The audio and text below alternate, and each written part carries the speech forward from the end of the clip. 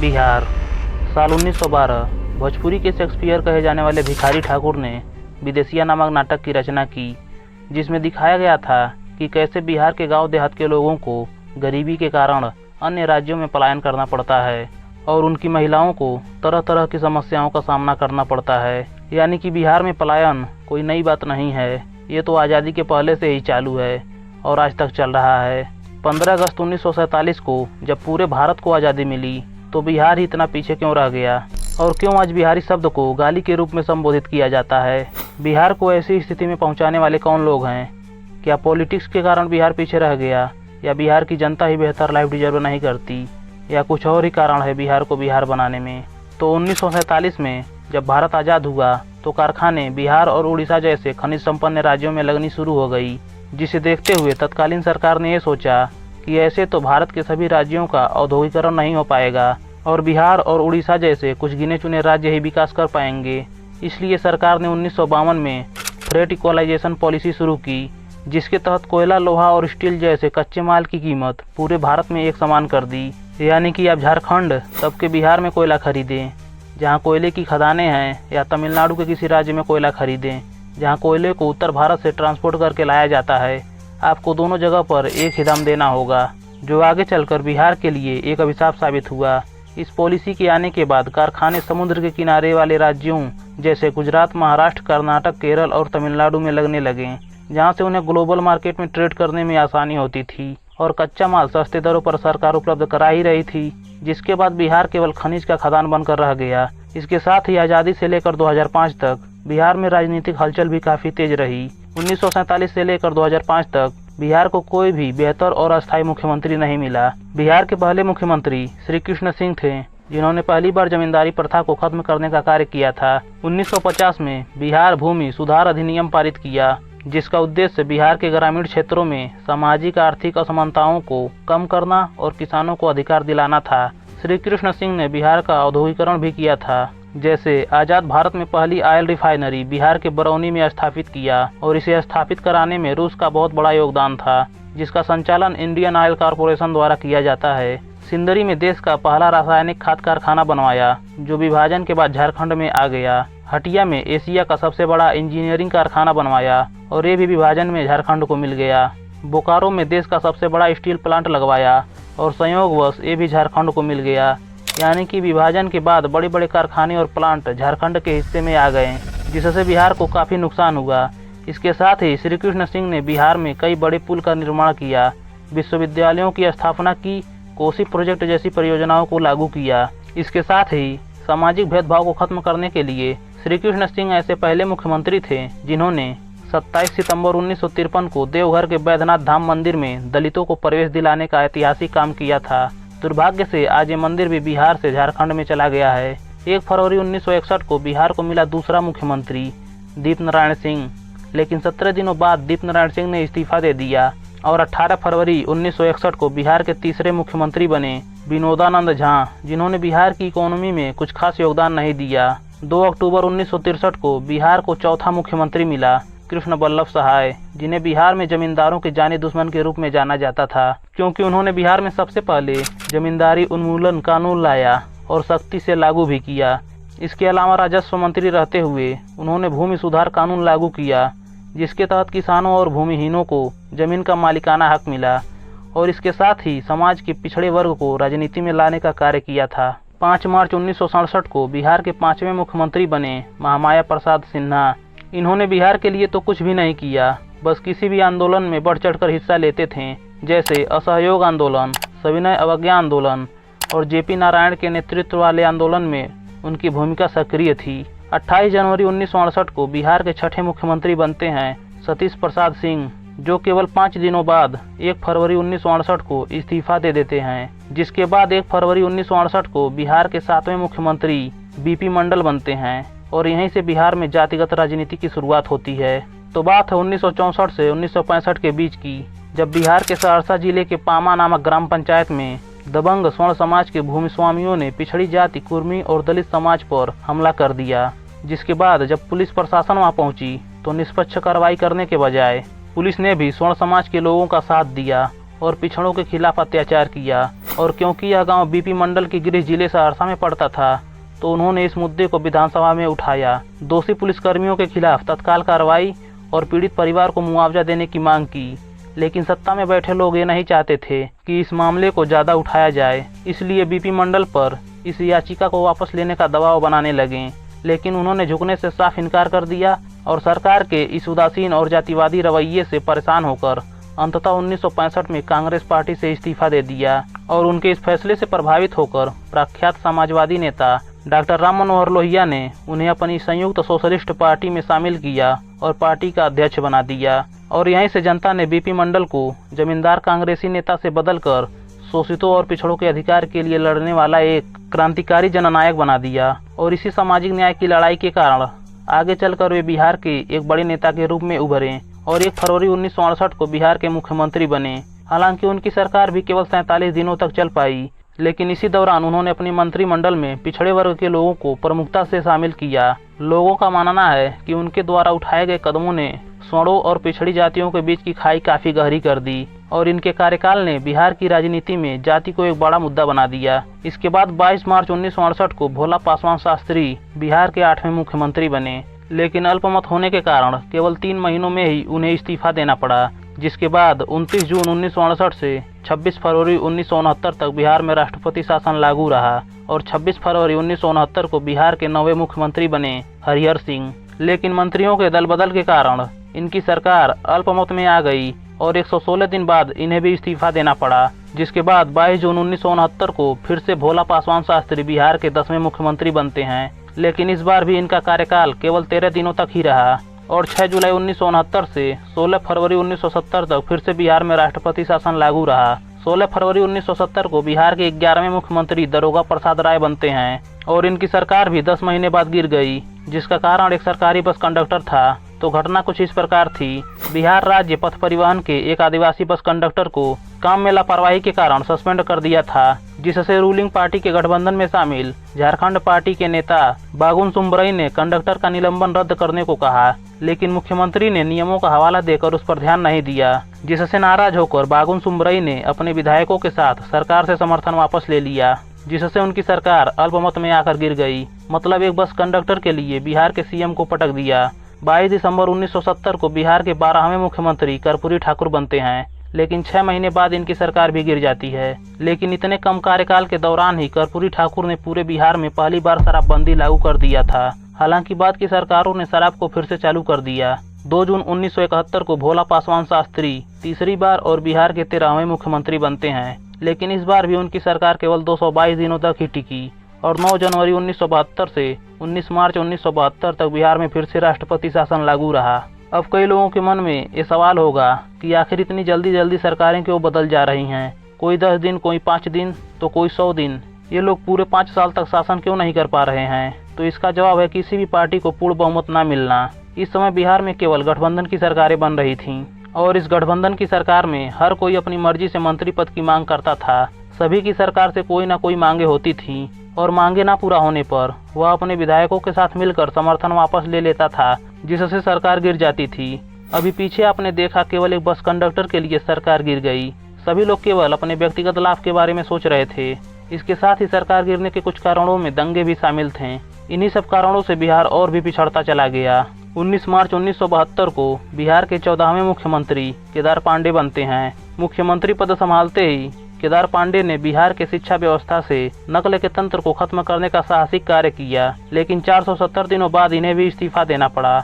2 जुलाई 1973 को बिहार के 15वें मुख्यमंत्री अब्दुल गफूर बनते हैं और एक बार फिर से बिहार में औद्योगिकरण को बढ़ावा देने के लिए अब्दुल गफूर ने बिहार में बिहार औद्योगिकरण क्षेत्र विकास प्राधिकरण BIADA की स्थापना की, जिससे पटना, हाजीपुर और मुजफ्फरपुर बिहार के सबसे बड़े औद्योगिक क्षेत्र बने, जिससे युवाओं को रोजगार मिला और पलायन कुछ हद तक कम हुआ। लेकिन पार्टी की अंदरूनी कलह और गुटबाजी के कारण अब्दुल गफूर को 648 दिनों बाद इस्तीफा देना पड़ा, जिसके बाद 11 अप्रैल 1975 को डॉक्टर जगन्नाथ मिश्र बिहार के 16वें मुख्यमंत्री बनते हैं। उन्होंने अपने कार्यकाल में कई नए विश्वविद्यालय, मदरसा बोर्ड और संस्कृत शिक्षा बोर्ड की स्थापना की और चारा घोटाले की नींव इन्हीं के शासन में पड़ी थी। लेकिन इनकी सरकार भी केवल 750 दिनों की मेहमान रही। 30 अप्रैल 1977 को बिहार में चौथी बार राष्ट्रपति शासन लगा और फिर 24 जून 1977 को कर्पूरी ठाकुर दूसरी बार और बिहार के 17वें मुख्यमंत्री बनते हैं। इस बार कर्पूरी ठाकुर ने बिहार में एक नया आरक्षण फार्मूला लागू किया। इससे पहले बिहार में सरकारी नौकरियों पर केवल SC और ST वर्ग के लोगों को ही आरक्षण मिलता था, लेकिन कर्पूरी ठाकुर ने मुंगेरी लाल आयोग के सर्वेक्षण के अनुसार सरकारी नौकरियों में पिछड़े वर्गों के लिए 26% आरक्षण देने की घोषणा की, जिसे कर्पूरी ठाकुर फार्मूला के नाम से जानते हैं, जो कुछ इस प्रकार था। तो मुंगेरी लाल आयोग ने जब बिहार का सर्वे किया तो पाया कि बिहार में पिछड़ी जातियों से भी नीचे अत्यंत पिछड़ी जातियां हैं, जिन्हें EBC और MBC में रखा गया। तो कर्पूरी ठाकुर के फार्मूले के अनुसार अत्यंत पिछड़ा वर्ग EBC MBC को 12% आरक्षण मिला, पिछड़ा वर्ग OBC को 8% आरक्षण मिला, महिलाओं को 3% आरक्षण दिया गया और स्वर्ण समाज में आर्थिक रूप से कमजोर लोगों को भी 3% आरक्षण मिला, जो कि आज की EWS का शुरुआती रूप था। लेकिन इसका तत्काल विरोध स्वर्ण समाज के लोगों और उनकी खुद की गठबंधन सरकार जनता पार्टी के भीतर शुरू हो गया और इस विरोध में 665 दिनों बाद उनकी सरकार भी गिर गई और 21 अप्रैल 1979 को रामसुंदर दास बिहार के 18वें मुख्यमंत्री बनते हैं। लेकिन 302 दिनों बाद इनकी सरकार को भी बर्खास्त कर दिया जाता है और एक बार फिर 17 फरवरी 1980 को बिहार में राष्ट्रपति शासन लागू हो जाता है और 8 जून 1980 को डॉक्टर जगन्नाथ मिश्र दूसरी बार और बिहार के 19वें मुख्यमंत्री बनते हैं और इस बार जगन्नाथ मिश्र लगभग 3 साल तक शासन में रहे और इस दौरान उन्होंने बिहार में लगभग 3000 मदरसों को सरकारी मान्यताएं दी और वहां के शिक्षकों को सरकारी सुविधाएं दी। इसके बाद 14 अगस्त 1983 को चंद्रशेखर सिंह बिहार के 20वें मुख्यमंत्री बनते हैं। इनका कार्यकाल लगभग 19 महीने का रहा। इसी दौरान देश में ऑपरेशन ब्लू स्टार और इंदिरा गांधी की हत्या हुई थी। इसके बावजूद उन्होंने बिहार में शांति बनाए रखा। 12 मार्च 1985 को बिंदेश्वरी दुबे बिहार के 21वें मुख्यमंत्री बनते हैं। इनके शासन के दौरान बिहार में जातीय हिंसा भड़क गई थी। 29 मई 1987 की रात को औरंगाबाद जिले के दलेल चक बघौरा गाँव में माओवादी कम्युनिस्ट सेंटर MCC के उग्रवादियों ने राजपूत जाति के 54 लोगों को, जिसमें बुजुर्ग महिलाएं और बच्चे भी शामिल थे, सभी को क्रूरता से मौत के घाट उतार दिया था। इस घटना के कारण को जातीय संघर्ष बताया जाता है। इसके साथ ही बिंदेश्वरी दुबे की सरकार में देवघर जिले के परड़िया गांव में 18 फरवरी 1988 की रात को जसीडीह थाने की पुलिस और कुछ स्थानीय चौकीदार के एक बड़ी ग्रुप ने परड़िया गांव पर धावा बोल दिया, जिसमें महिलाओं के साथ लूटपाट और गैंगरेप जैसी घटनाओं को अंजाम दिया और पुरुषों को बुरी तरह से पीटा था। इस घटना का कारण कुछ दिन पहले गांव के कुछ लोगों और एक कांस्टेबल के बीच किसी बात को लेकर बहस और हाथापाई को बताया जाता है, जिसका बदला लेने के लिए पुलिस वालों ने इस घटना को अंजाम दिया था। मई 1989 में कोर्ट ने सबूतों के अभाव का हवाला देते हुए सभी पुलिसकर्मियों और चौकीदारों को बरी कर दिया और इस घटना के कारण बिंदेश्वरी दुबे को इस्तीफा देना पड़ा। 14 फरवरी 1988 को भागवत झा आजाद बिहार के 22वें मुख्यमंत्री बनते हैं, लेकिन ईमानदार व कठोर प्रशासक होने के कारण अपनी ही पार्टी के लोगों के द्वारा उनका विरोध होने लगा, जिससे 1 वर्ष और 25 दिन के कार्यकाल के बाद भागवत झा आजाद को इस्तीफा देना पड़ा। 11 मार्च 1989 को सत्येंद्र नारायण सिन्हा बिहार के 23वें मुख्यमंत्री बनते हैं। इनके ही शासनकाल में भागलपुर दंगा हुआ था, जिसमें कुल 1000 से अधिक लोग मारे गए थे। उसमें भी मरने वालों में 90% से अधिक लोग मुस्लिम समुदाय के थे। लोंगई गांव में तो सबूत मिटाने के लिए 100 से अधिक लोगों के शव को एक ही सामूहिक गड्ढे में दफन कर ऊपर से गोभी उगा दिया था, ताकि किसी को शक न हो। लेकिन घटना के 22 दिनों बाद जमीन खोदकर शव को बाहर निकाला गया था। इस घटना का कारण रामशीला जुलूस पर मुस्लिमों द्वारा बम फेंकने और पथराव करने को माना जाता है और इस दंगे से सिल्क सिटी कहे जाने वाले भागलपुर में 600 से अधिक पावरलूम और 1700 से अधिक हैंडलूम पूरी तरह जला दिए गए, जिससे यहाँ का प्रसिद्ध कपड़ा उद्योग हमेशा के लिए बर्बाद हो गया। इसके साथ ही सत्येंद्र नारायण सिन्हा को अपनी कुर्सी भी गंवानी पड़ी और 6 दिसंबर 1989 को 271 दिनों के कार्यकाल के बाद मुख्यमंत्री पद से इस्तीफा दे दिया, जिसके बाद 6 दिसंबर 1989 को डॉक्टर जगन्नाथ मिश्र तीसरी बार और बिहार के 24वें मुख्यमंत्री बनते हैं। लेकिन 94 दिनों बाद ही बिहार में विधानसभा चुनाव होता है और कांग्रेस चुनाव हार जाती है, जिसके बाद जनता दल के लालू प्रसाद यादव 10 मार्च 1990 को बिहार के 25वें मुख्यमंत्री के रूप में शपथ लेते हैं और यहीं से बिहार की राजनीति में एक नए दौर का शुरुआत होता है। इनके शासनकाल में बिहार में किसी भी प्रकार के उद्योगों का विकास नहीं हुआ, बल्कि इसके विपरीत राज्य में अपहरण, अपराध और फिरौती के मामलों में काफी बढ़ोतरी हुई। आंकड़ों के अनुसार 1990 से बिहार में पलायन ने सबसे तेज गति पकड़ी। 1995 में फिर से विधानसभा चुनाव हुआ और इस बार भी लालू यादव दूसरी बार और बिहार के 26वें मुख्यमंत्री बनते हैं। लेकिन इस बार उनका नाम चारा घोटाले में सामने आता है और पार्टी के दबाव के बाद 25 जुलाई 1997 को लालू यादव इस्तीफा देते हैं और बिहार की 27वें मुख्यमंत्री अपनी पत्नी राबड़ी देवी को बना देते हैं। लेकिन सत्ता के लालच में उन्हें ये दिखाई नहीं दे रहा था कि उनकी अनपढ़ पत्नी एक किराने की दुकान चलाने योग्य भी नहीं है, जिसे वो बिहार का मुख्यमंत्री बना देते हैं। और जिसका डर था वही हुआ।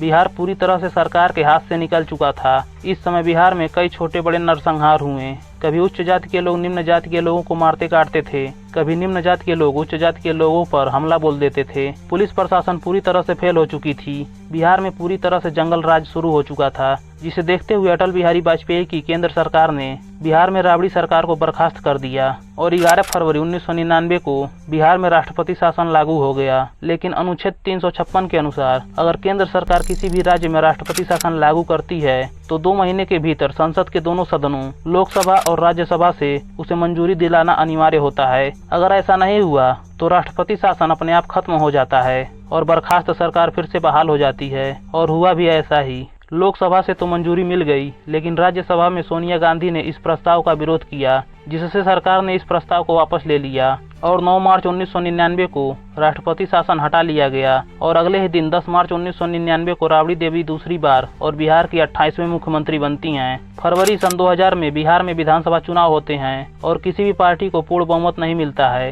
सरकार बनाने के लिए 163 सीटों की जरूरत थी, लेकिन आरजेडी को 124 सीटें, एनडीए को 122 सीटें और कांग्रेस को केवल 23 सीटें मिली थीं, जिसे देखते हुए तत्कालीन राज्यपाल वीसी पांडे ने एनडीए के नीतीश कुमार को मुख्यमंत्री पद की शपथ दिला दी और बहुमत साबित करने के लिए समय दिया। नीतीश कुमार 3 मार्च सन 2000 को बिहार के 29वें मुख्यमंत्री बने, लेकिन बहुमत साबित करने से पहले ही 7 दिनों के भीतर 10 मार्च सन 2000 को इस्तीफा दे दिया। उधर लालू यादव ने कांग्रेस और कुछ छोटे छोटे दलों के साथ मिलकर 163 सीट पार कर दिया और बहुमत साबित कर दिया, जिसके बाद 11 मार्च सन 2000 को राबड़ी देवी तीसरी बार और बिहार की 30वीं मुख्यमंत्री बनती हैं। इस बार उन्होंने पूरे 5 साल शासन किया, लेकिन अनपढ़ और गंवार होने के कारण बिहार का विकास नहीं कर पाई। और इसी बीच 15 नवंबर सन 2000 को खनिज संपन्न क्षेत्र झारखंड बिहार से अलग राज्य बनता है, जिससे बिहार को बहुत बड़ा आर्थिक झटका लगा। इस अलगाव से राज्य के बड़े औद्योगिक शहर जैसे जमशेदपुर, बोकारो, रांची और धनबाद झारखंड में चले गए, जिससे रोजगार में कमी हुई और एक बार फिर बिहार में पलायन ने तेजी पकड़ ली। 2005 में बिहार में चुनाव हुआ और इस बार एनडीए को पूर्ण बहुमत मिला, जिसके बाद 24 नवंबर 2005 को नीतीश कुमार बिहार के 31वें मुख्यमंत्री के रूप में शपथ लेते हैं और डूबते हुए बिहार को सहारा देने का कार्य करते हैं। साल 2005 में सत्ता में आने के बाद नीतीश कुमार ने बिहार में जंगल राज का खात्मा किया, पुलिस को खुली छूट दी, अपराधियों को पकड़कर जेल भेजा,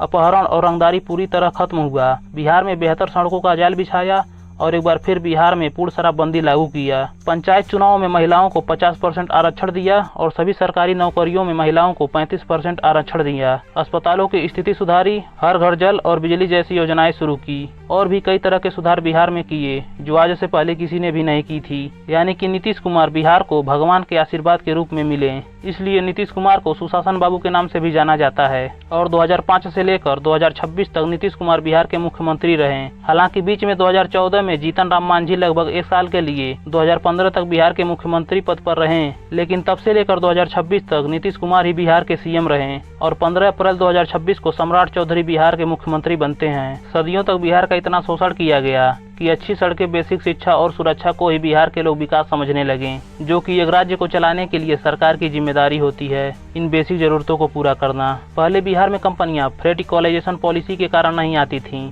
बाद में जंगल राज और दंगों के कारण कोई बिहार में कंपनी नहीं लगाना चाहता था और वर्तमान में अनस्किल्ड वर्कर और छोटे छोटे लैंड ओनर के कारण बिहार में कंपनियां नहीं आ रही हैं। इसलिए बिहारियों के पास केवल पलायन ही एकमात्र रास्ता दिखाई देता है और अलग अलग राज्यों में जाकर बिहार के लोगों को रोजगार तलाश करना पड़ता है। आज बिहार को इस खाई में पहुंचाने के लिए पॉलिटिशियन और जनता दोनों ही बराबर के भागीदार हैं। इसलिए अगर बिहार को बदलना है तो सभी बिहारियों को मिलकर आगे आना होगा। केवल जाति सूचक गाने चलाने से कुछ पल की खुशी मिलेगी। अगर जीवन भर की खुशी चाहते हो तो गुजरातियों से सीख लेनी चाहिए, जिसके लोहे की फैक्ट्री में जाकर 12,000 के लिए 1 महीने पसीना बहाते हो। और आज बिहारी शब्द जो पूरे देश में गाली के रूप में देखा जाता है, उसके जिम्मेदार भी बिहार की जनता ही है, क्योंकि बड़े बड़े शहरों में यूपी, बिहार, बंगाल, झारखंड और एमपी से भी लेबर काम करने के लिए जाते हैं, लेकिन गाली केवल बिहारी को ही क्यों पड़ती है, कभी सोचा है?